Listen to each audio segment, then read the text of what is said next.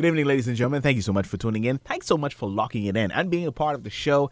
This is The Youth Perspective with yours truly, Keshagen Jamal, where we shine the light on the youth of our nation. And guess what, ladies and gentlemen? We have a great show lined up for you. A part of the corporation's mandate to educate, inform, and of course entertain. We're in keeping this evening with education and informing. We're going to give you a little bit of entertainment throughout the music, but it's going to be a really educational show, really informational as well. So I want you to sit up, get real close to the radio, real close, a little bit closer. Yeah, that's good right now. And we want you to make sure you continue to tune in each and every Saturday as we bring you this show. It has really been a delight to be doing the show for all these years, and we continue to do this each and every Saturday. And so joining us on the line, well, before I introduce her, I want to let you know that this evening we'll be talking about the 7th UN Global Road Safety Week, ladies and gentlemen. It is simply going to be a superb time, and so we want you to make sure to tune in and be a part of it. And so we welcome to the show none other than Miss BRITTNEY Jones. She joins me this evening. Good evening. How are you doing? Good evening, Keshagen. All is well. How are you? I'm doing phenomenally well. It's always great when I get to get my good friends on PAHO and Healthy Coalition Bahamas and all these wonderful organizations that's just doing some incredible things. It's always great to be here. Thank you for having me. Now, BRITTNEY, give me your full title and the role that you play and what we'll be talking about this evening. Sure. I am the Non-Communicable Diseases and Mental Health Technical Officer at the Pan American Health Organization.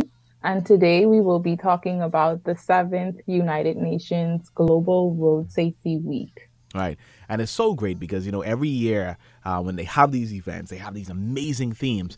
And so tell us about the theme. Tell us about what's going to be happening and what we can look forward to. I'm excited about it. So this year, Global Road Safety Week is observed on the 15th through the 21st of May. And the theme is Rethink Mobility. This 7th edition of Road Safety Week really focuses on the theme of sustainable transport. How do we encourage persons to shift more to active forms of transportation, such as walking, cycling, and even using public transportation? And at the heart of such a shift, or at least increasing the amount of walking and cycling as appropriate and the use of public transport, is the conversation of road safety.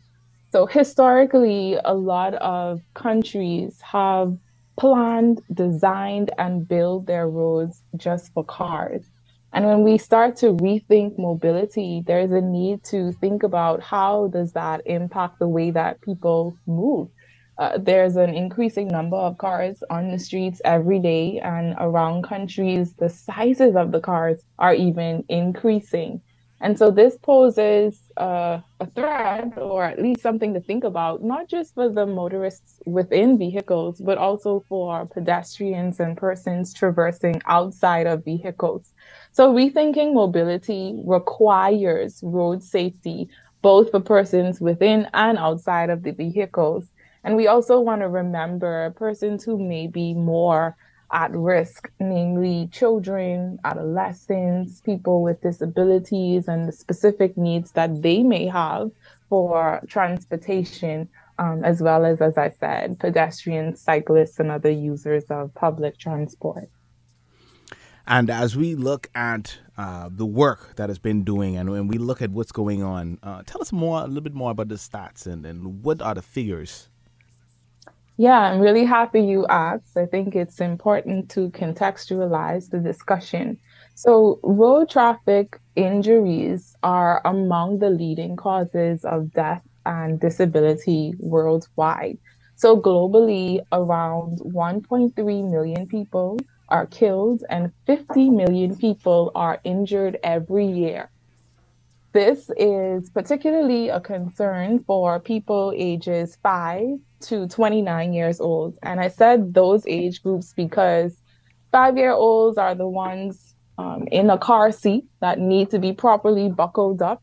And then when you get into the adolescents and adult populations, those are likely the persons who may not necessarily abide by all of the road safety protocols and measures. When we look at the Bahamas, however, we are among some of the countries in our region with lower road traffic deaths and lower number of years of lives lost. However, road traffic crashes can lead to injuries that negatively impact both the individual and the society. So we should not be laxed just because we fall toward the bottom of the listing of the burden of disease or disability, but to also think through how can we improve our conditions for road safety and the practices of road safety.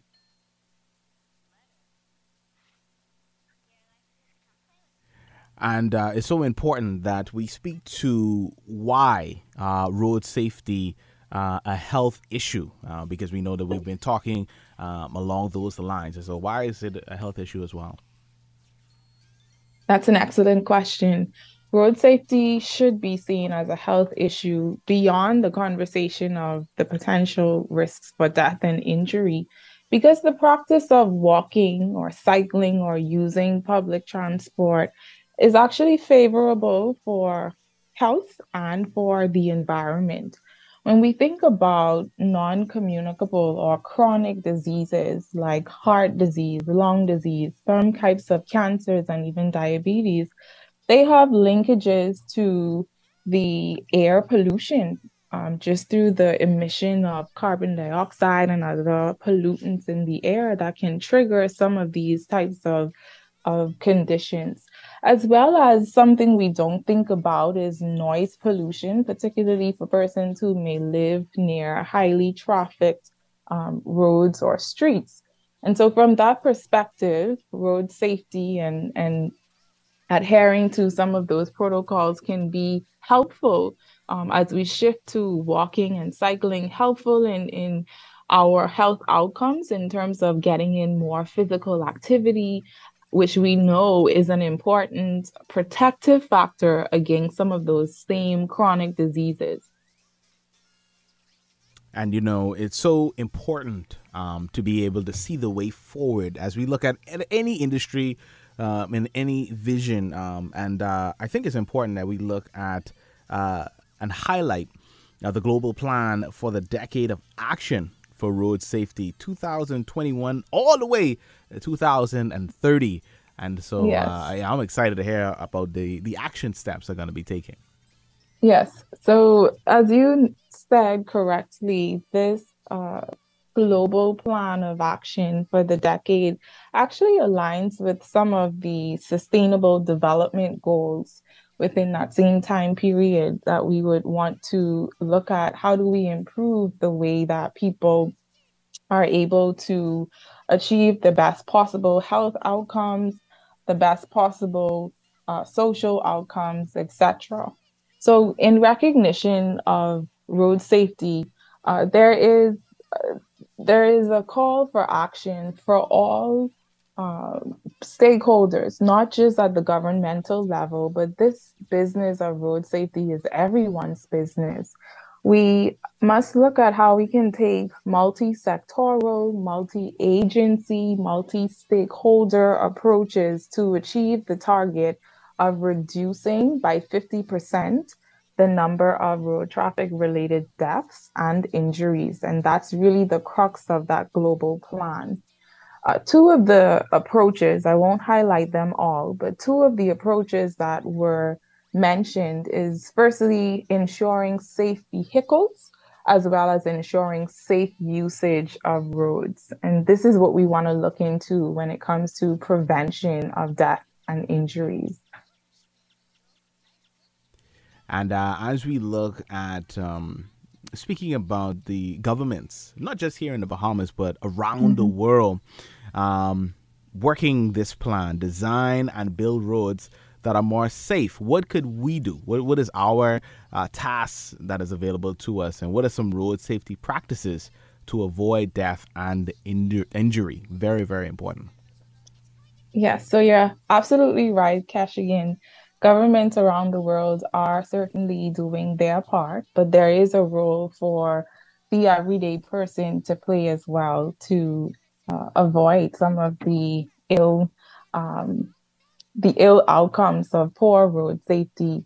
So the first is wearing seatbelts. This is particularly important among newer drivers or younger populations, but everyone, it is very important that we buckle up whenever we jump into a car. For those who are traversing the streets on motorbikes, it's also important that they wear their helmets, not just wear it, but properly wear it, properly secure it.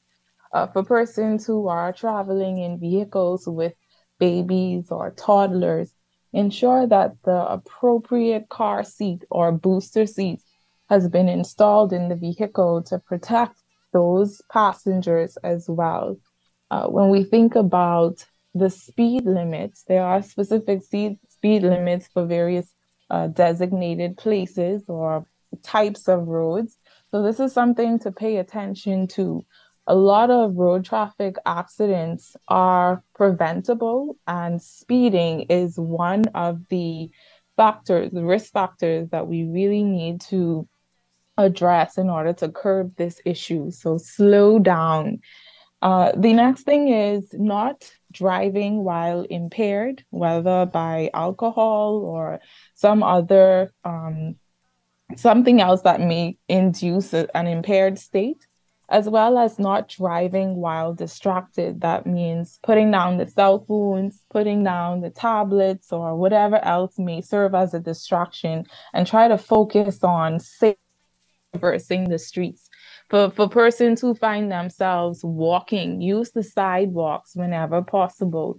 Whenever it is available, use the pedestrian crossing so that we can safely share the streets, not just for cars, but for those that are walking or cycling as appropriate as well. Indeed. Now, before we get ready to wrap up, we still have a few more minutes before we get into the closing comments. Is there any other information that we forgot to mention that we want to plug in right here to really drive home the point? Is there any other information that we want to get in here? So, as I said, road safety is everyone's business. It's not just something for governments to be involved with. And so that means that every sector can begin to think through what specifically they may do to address this subject area. Persons living in community settings may consider maybe carpooling as a way of not just saving on gas, but also as a way of reducing the amount of emissions that are being released into the air. That's great for our respiratory health. We also may consider other activities like studying what is the driving, what are the driving factors of road traffic accidents, and maybe for a young student who's interested in research in this area, it might make for a really great paper or a really great research topic. There are things that we can do as we begin to rethink mobility. We need to imagine what kind of environment we would like to create moving forward. How can we build safe, sustainable, healthy, green forms of transportation? What innovative strategies can we take to improve walkability, to improve cyclability? And then how do we take those ideas, pool the resources that we have access to in order to make those ideas come to fruition? So this week of road safety provides the opportunity for us to be very innovative as we rethink the way that we move throughout the world, throughout our communities, locally as well. Now, as we get ready to wrap up, any closing comments, and how can persons be able to reach out to you as well? How can they reach out to PAHO if they want to find out more information, if they want to be able to dialogue and discuss some of the information that was shared this evening? Sure. So more information on the WHO roads or the UN Road Safety Week can be accessed via the campaign campaign page, Also, through the Pan American Health Organization's website, we do have a page dedicated to road safety. So I would say a simple Google search of road safety, PAHO, or UN Global Road Safety Week Okay. will bring up the relevant information. In terms of closing remarks, I would start by saying it is anticipated that about 70% of the global population is expected to be living in urban environments or urban areas by the year 2030.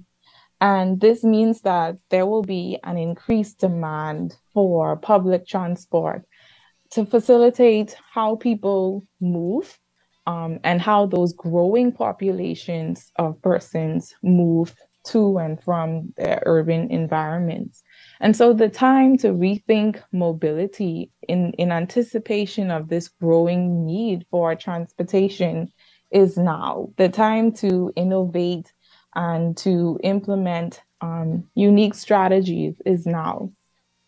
I'd also close by saying that safe walking and safe cycling and safe use of public transport, as I said earlier, is not just good for health and for the environment, but it is also critical to helping to promote societies that are more equitable, meaning that persons, regardless of their background or their socioeconomic level, have an opportunity to, at some level or at some degree, access whatever it is that their community has to offer. So, safe transportation allows them to gain access to employment or to education or to healthcare services or any other service that they may be in need of. In order to get there and in order to access them, it is important to do so safely. So let's expand the way that we think about road safety and the ways that it impacts the life that we are able to live and the quality of life that we're able to live, especially as we seek to improve equity in our society. And so, as we move toward a more equitable and a more prosperous society, rethinking mobility requires us to think about road safety, because road safety is indeed at the heart of the rethinking of mobility. Well, we thank you so much for joining us this evening. Quite an insightful show, ladies and gentlemen, as we spoke about the 7th UN Global Road Safety Week under the theme Rethink Mobility. And so what a wonderful conversation. I pray that you got something powerful out of the show that you could be able to share with your loved ones and those you come into contact with. We want to thank the dynamic Brittney Jones for joining us on this edition of The Youth Perspective. Always a pleasure to have you on, Brittney, and we look forward to doing this again. Thank you so much, Keshagen, for the opportunity, and we will definitely be in touch. All right. Thank you so much. Ladies and gentlemen, continue to keep it right here where you've got it, The Youth Perspective, as we shine the light on the youth of our nation, and we make sure that we have conversations around the youth of our nations, bringing you education, information, just a little bit of entertainment. Keep it exactly where we've got it. Much more on the way for you. We'll see you back here next week, Saturday. We'll do it all over again. Same time, same place, right here on The Youth Perspective with yours truly, Keshagen Jamal.